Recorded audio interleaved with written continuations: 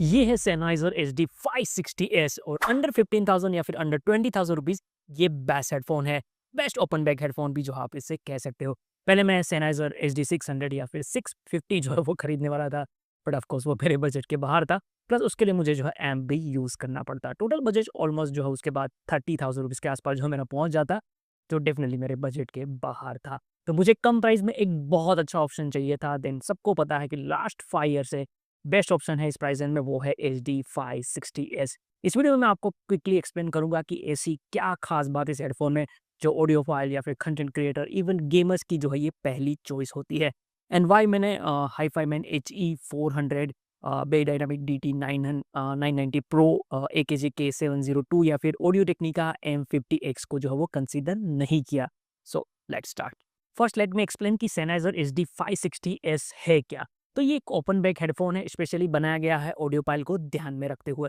मतलब उन लोगों के लिए जिनको म्यूजिक को सिर्फ सुनना नहीं है, म्यूजिक को फील भी करना है, उसे समझना है, जिनको म्यूजिक की हर डिटेल जो है वो जाननी है, सुननी है, हर रिकॉर्डिंग की क्वालिटी जज करनी है। वैसे तो स्टूडियो मॉनिटर जैसा ही साउंड ये देता है, बस हेडफोन फॉर्म फैक्टर में आप इसे कह सकते हो। अगर आपको एक्यूरेट साउंड चाहिए विदाउट एनी कलरिंग और आर्टिफिशियल बूस्ट, देन ये हेडफोन जो है उनके लिए है। ऑलमोस्ट सारे यूज के लिए जो है ये इसे बेस्ट मैं कहूंगा। इवन कॉम्पिटेटिव गेमिंग के लिए भी जो है ये ट्यूनिंग सबसे बेस्ट ही है।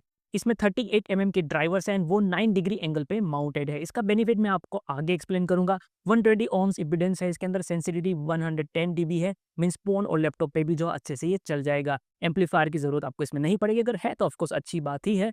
फ्रीक्वेंसी रिस्पॉन्स 6 हर्ट्ज से 38,000 हर्ट्ज तक इसके है। काफी वाइड फ्रीक्वेंसी रेंज है, ऑलमोस्ट सब कुछ जो है वो कवर कर लेता है। Like most of the other personal headphone इसमें माइक्रोफोन नहीं है, जो काफ़ी लोगों के लिए ड्रॉबैक जो है ये हो सकता है। बट वो प्रॉब्लम अब जो है Sennheiser ने सॉल्व कर दी गई है। इसमें जो है एक एड ऑन बूम माइक्रोफोन जो है वो लॉन्च हो गया है। ये आप सेपरेटली भी खरीद सकते हो और साथ में कॉम्बो में भी जो है वो खरीद सकते हो। मैंने इसको जो है कॉम्बो ऑफर में खरीदा है। इसका रिव्यू भी जो है मैंने अपनी यूट्यूब चैनल और वेबसाइट दोनों पे अपलोड कर दिया है। क्वालिटी माइक्रोफोन की बहुत अच्छी है, इतनी अच्छी है कि इससे बेटर माइक्रोफोन आपको शायद ही किसी और हेडफोन में मिलेगा। एंड इसकी कॉस्ट भी बहुत ज़्यादा नहीं है, तो आप डेफिनेटली जो है इसको खरीद सकते हो। ये एड ऑन माइक्रोफोन डेफिनेटली इस हेडफोन को इसके कॉम्पिटिटर्स के मुकाबले बहुत ज़्यादा एडवांटेज जो वो ऑफर कर देता है। अब गेमर, स्ट्रीमर और जिनको ज़्यादा मीटिंग और इवेंट अटेंड करनी होती है, उनके लिए भी ये हेडफोन जो है बहुत अच्छी चॉइस बन जाएगा।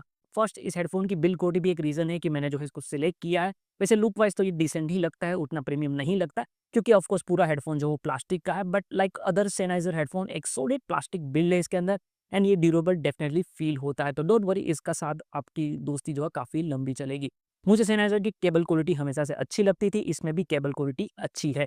1.5 metre long rubber coated cable है, काफ़ी हद तक जो है वो टेंगल फ्री है। एंड बाकी 5th जनरेशन सीरीज हेडफोन की तरह 2.5 mm कनेक्टर के साथ डिटेचेबल केबल है विथ ट्वाइस लॉक मैकेनिज्म, जो इंश्योर करता है कि यूज़ करते टाइम ये लूज नहीं होगा, जो अक्सर हेडफोन्स में हो जाता है।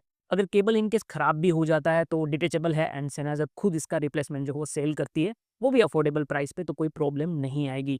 एंड ये भी जो है एक सॉलिड रीज़न है कि मैं Sennheiser के हेडफोन को ज़्यादा प्रेफर करता हूँ। इस हेडफोन या फिर Sennheiser का कोई भी आप हेडफोन देख लो, उसके जो पार्ट्स होते हैं, बाहर के जो पार्ट्स होते हैं, केबल, एयरपैड्स, हेडसेट, कुशन्स वगैरह, वो सब कुछ जो है वो रिप्लेस हो सकता है। एंड Sennheiser ऑफिशियली उन पार्ट्स को सेल करती है, तो ये एक बहुत बड़ा प्लस पॉइंट हो जाता है हेडफोन के लिए, जब हेडफोन जो थोड़ा-सा महँगा हो तो। इवन जो इंटरनल पार्ट्स है, ड्राइवर, पीसीबी, वो भी Sennheiser के हेडफोन में थर्ड पार्टी थ्रू या ऑफिशियल Sennheiser के थ्रू जो है ईज़िली रिप्लेस हो जाते हैं। तो एक्सपेंसिव हेडफोन में ये होना जो है बहुत ज़रूरी है। एंड ये भी एक रीज़न है कि मैं या फिर दूसरे लोग Sennheiser को ज़्यादा प्रेफ़र करते हैं दूसरे ब्रांड के कंपेयर में। इस हेडफ़ोन का बेस्ट पार्ट जो है कंफर्ट भी है, बहुत ज़्यादा बल्की नहीं है, अराउंड द ईयर डिज़ाइन है, बट एयर पे पूरा ये कवर कर लेता है। टच बिल्कुल भी ईयर्स को नहीं करता, तो प्रेशर एयर पे बिल्कुल आपको फ़ील नहीं आएगा।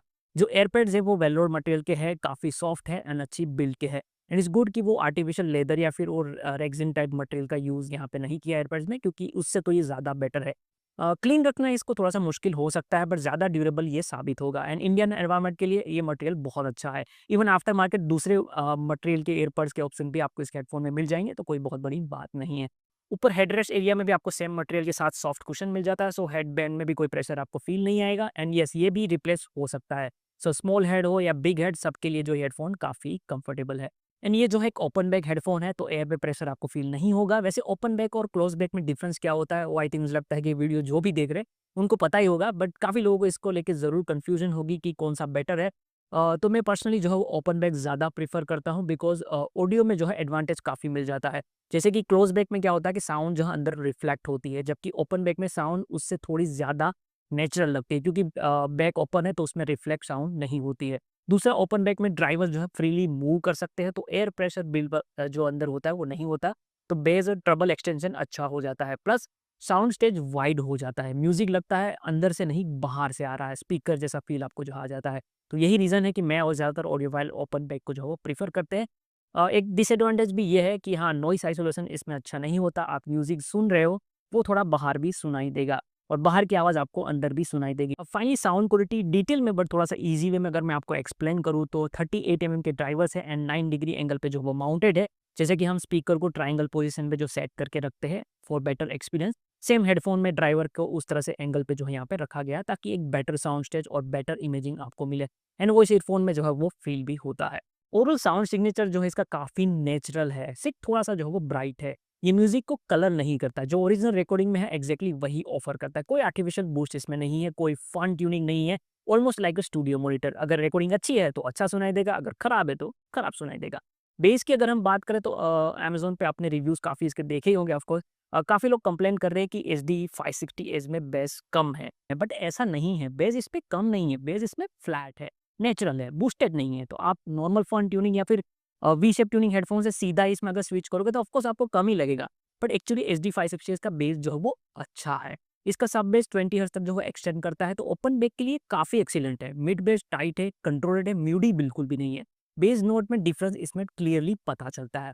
आपको एक ही टाइम पे ड्रम और बेस गिटार का अलग-अलग जो है वो सुनाई देंगे, मिक्स नहीं होते हैं। बेस का टेक्सचर अच्छा है, क्लास लीडिंग तो नहीं कह सकते, बट प्राइस के हिसाब से जो है वो बहुत अच्छा है। अगर एक सिंपल वे में अगर मैं आपको कहूँ तो बेस फील कम होता है, फिजिकल इम्पैक्ट कम है, बट बेस सुनाई क्लियरली देता है। ऑडियो फाइल लिसनिंग के लिए जो है ये परफेक्ट बेस है। मिड आई थिंक एचडी 560 का सबसे स्ट्रॉन्गेस्ट पॉइंट है। लोअर मिड नेचुरल है, बेस से पूरी तरह सेपरेटेड है, कोई ब्लीडिंग इन दोनों में नहीं है। अपर मिड थोड़ा-सा फॉरवर्डेड है, ज़्यादा नहीं, सिर्फ थोड़ा-सा। इसकी वजह से वोकल इसमें काफ़ी क्लियरली जो है वो सुनाई देते हैं। मेल एंड फीमेल दोनों वोकल जो है वो अच्छे लगते हैं इसमें। इंस्ट्रूमेंट नेचुरल लगते हैं, गिटार, पियानो, वायलिन अनकलर सुनाई देते हैं, पूरी तरह से जो है वो ट्रांसपेरेंट लगता है। अगर ट्रबल की बात करें तो एचडी 560 का ट्रबल एक्सटेंड काफ़ी 30 किलोहर्ट्ज़ तक जो है सेनाइज़र क्लेम करते हैं कि जा रहा है, एंड प्रैक्टिकली ऐसा लगता भी है कि जा रहा है। ट्रबल बहुत डिटेल के साथ है। Symbols and high head clearly जो है वो सुनाई देते हैं, एयर फ्रीक्वेंसीज प्रेजेंट है, और lower treble around 6 to 8 kilohertz थोड़ा-सा जो है वहाँ पे एलिवेटेड हुआ लगता है। तो इसकी वजह से क्लियरिटी इंक्रीज़ होती है, डिटेल भी काफ़ी बेटर तरीके से सुनाई देती है। मिक्सिंग यूज़ के लिए जो है ये काफ़ी अच्छा है। बट ये भी है कि एलिवेशन की वजह से कुछ रिकॉर्डिंग में ट्रबल थोड़ा-सा आपको ब्राइट लग सकता है, हार्श साउंड कर सकता है, सिबिलिंग्स आ सकती है। But again well recorded music पे ट्रबल इसमें काफ़ी ब्यूटीफुल एंड काफ़ी स्मूथ एंड डिटेल्ड साउंड करता है। फैटिग फील आपको कहीं पे भी नहीं लगता। अपर ट्रबल भी वेल कंट्रोल्ड इसमें लगता है। साउंड स्टेज अगेन एचडी 560 का एक स्ट्रॉन्ग पॉइंट है, विड्थ अच्छी है, वाइड है, इवन आप कह सकते हो कि एचडी 600 से भी बेटर है साउंड स्टेज इसका। ये क्लियरली ओपन बैक और जो एंगल ड्राइवर है उसका ये मैजिक है।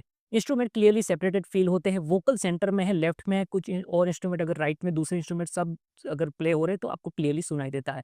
इवन डेप्थ भी अच्छी है, 600 सीरीज जितनी अच्छी तो नहीं कह सकते, बट इस प्राइस रेंज के बाकी कॉम्पिटिटर से तो काफ़ी बेटर है। ओवरऑल 3D फील आता है, म्यूजिक लगता है